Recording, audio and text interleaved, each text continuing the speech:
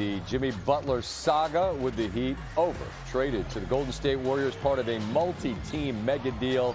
Warriors send Andrew Wiggins, Kyle Anderson, plus a top 10 protected pick in the 25.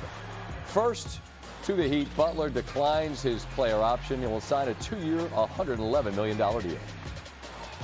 Joined now by Brian Windhorst. And Brian, there are details that aren't necessarily meant for air. And because you mentioned something to me last week that was off air rather than on, I won't have the same cultural cachet as what's going on in Utah.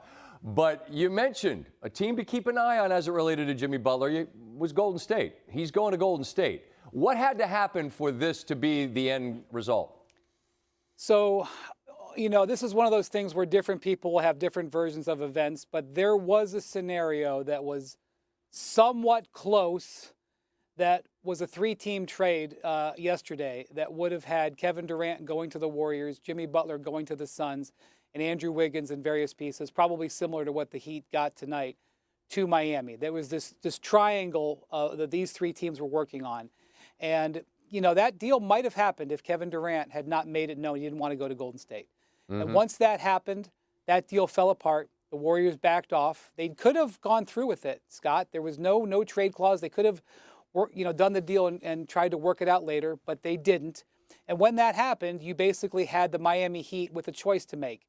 Would they do a deal with the Warriors for Jimmy Butler because they were still interested, or would they do a deal with the Suns for Kevin Durant? And I think that the Durant thing was something that was on the board, but I don't think it ever progressed.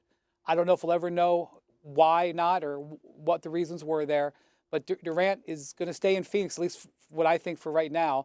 And the key was earlier on Wednesday, the Warriors started doing contract negotiations with Jimmy Butler. And once that happened, it was pretty clear which way this was going to go. They reached a new 2-year deal. So Jimmy Butler is the winner here tonight.